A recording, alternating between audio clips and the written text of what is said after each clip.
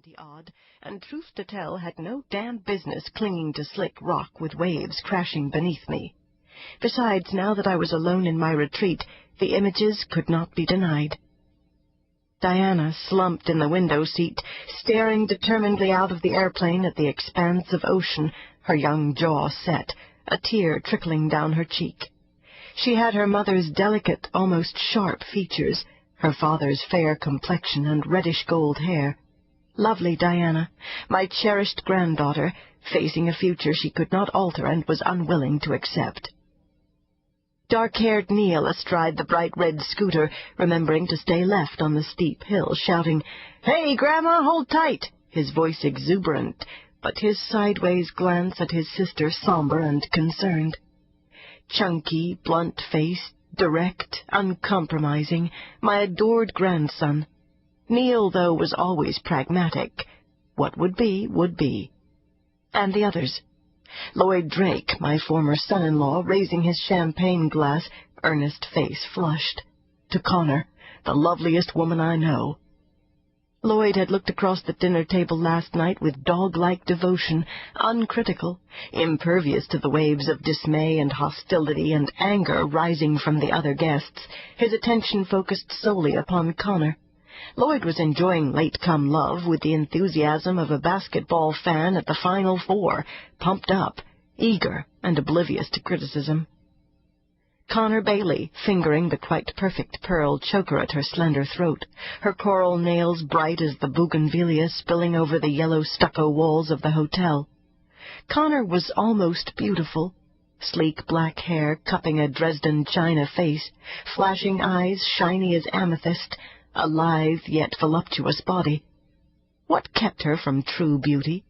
The restless movement of her hands, the glance that demanded too much, gave too little, the unceasing hunger for admiration in her bright, beseeching eyes. Marlowe Bailey, pushing up two heavy, unfeminine tortoise-shell glasses, her dark brows drawn in a worried frown. She was near in age to Diana, but they might have sprung from different planets. Diana graceful and vibrant, Marlowe subdued and understated. Odd to see them in such agreement, both opposed to the wedding scheduled for Saturday afternoon. Aaron Reed smiling ruefully at his future mother-in-law, Connor, and future stepfather-in-law, Lloyd. Last night Aaron had looked perplexed and sad when Marlowe stormed from the bar, angry because Lloyd had dismissed Marlowe's suggestion that they plan a ski trip in March to the Bailey family's lodge in Vail. "Not this year," Connor said firmly. "Lloyd wants to go to Barcelona." Aaron tried to patch over the moment. "Things sort themselves out." His voice was husky, pleasant, and vacuous, but his eyes were sharp and thoughtful. Jasmine Bailey, perhaps the most cheerful member of the Bailey family, staring adoringly at Lloyd, her 10-year-old face wreathed in a sunrise smile when she and Lloyd tossed a beach ball back and forth. "Lloyd, I'll bet I can catch it 100 times, and Lloyd's good-humored laughter. "Hey, if you do, I'll go up to the pool and get you a Shirley Temple." But Marlowe's glance at her little sister held a touch of pity. Steve Jennings, the Bailey family lawyer and old friend, sipping a darkened Stormy and listening attentively as Lloyd described one more time the first day he ever saw Connor. "It was right there." Lloyd pointed to the moon gate at the top of the limestone steps that curved down from the first terrace to the second. "And there she was, and everybody knows moon gates are all about love, and she had a kind of blue dress, and it made me think of that song, you know the one, Alice Blue Gown." I looked at the moon gate, knowing the common semicircles of limestone often serve as a frame for newlyweds in Bermuda. What was a wedding without a picture of the happy couple standing beneath the stone arch of a moon gate? And I wasn't sure which astounded me the most, Lloyd responding to the old tradition, or Lloyd dredging from somewhere deep in his mind a song that had been old when I was a child, or his lack of poetry in recreating a moment that obviously meant much to him, or the unfaltering geniality of Connor Bailey's old friend. Of course, Jennings was drinking the national drink of Bermuda, a mixture of Black Seal rum and ginger beer, which argued automatic conformity or a total lack of imagination. Yet the lawyer's light eyes, tan flecked with green, were bright and shrewd, and when he looked at Lloyd, cold.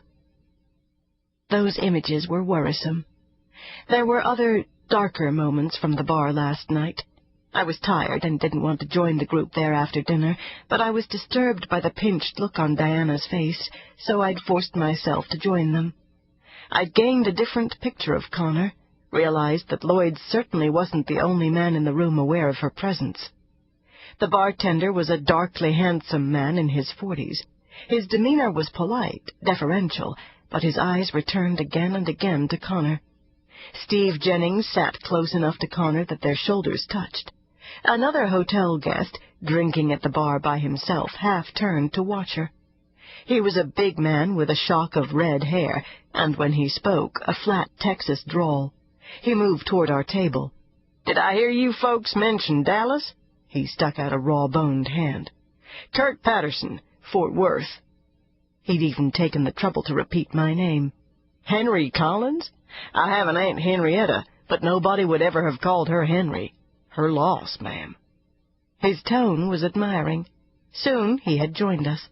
Before long, Connor's face was flushed and her voice gay. She absorbed the attention of the men as hungrily as a sponge soaking up water. Lloyd's smile was strained. He tried twice to close the evening down, and each time Connor resisted, turning to Jennings or the Texan with an eager laugh and glowing eyes. I'd stayed until Diana pushed back her chair, said flatly, "Good night, Dad." Lloyd had scarcely noticed her departure. As we walked to our rooms, I wanted to tell Diana that some women, often without conscious effort, exert an incalculable magnetism upon men. But I wasn't sure that observation would be helpful to Diana. I doubted it would be helpful to Lloyd, either. Diana and I bade each other good night, neither of us saying what was in our hearts. This morning I'd left the hotel, but I had not left behind my concern over this wedding journey so freighted with undercurrents of unhappiness. I wished the fresh mist spraying up from the water could wash those images from my mind. Below me, a bigger wave crashed against the headland. The tide was coming in. I'd better start back. It would be trickier now, the rough rocks shining with wetness. I felt suddenly exhausted, and wondered if I'd pushed too far in making the climb. It takes a long time to recover from pneumonia. I took a leaden step, pausing to rest.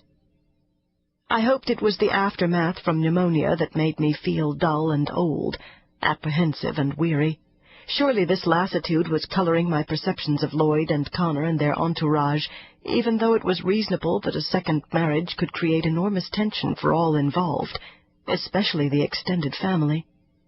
A quick grin touched my face. Connor Bailey had taken the addition of her husband-to-be's former mother-in-law to the wedding party with grace, or was it simply disinterest? Moreover, Connor scarcely seemed to notice when either Diana or Neil appeared. Her glance swept right over them, a negligent nod her only greeting. She'd merely given me a cool glance when we'd met at the airport in Atlanta. I'd mightily resisted the idea of accompanying Diana and Neil to Bermuda for their father's wedding. It certainly had nothing to do with the fact of the impending marriage. Lloyd and Emily had been divorced for almost 10 years. Emily had remarried 2 years ago, and was, I believed, quite happy. It would surely be churlish to wish less for Lloyd. As for Emily and Lloyd's marriage, as with any and all marriages, I would never presume to judge why one marriage succeeds and another fails. I'd had misgivings for them from the first.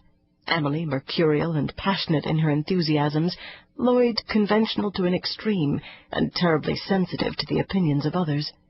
I'd never felt they understood each other.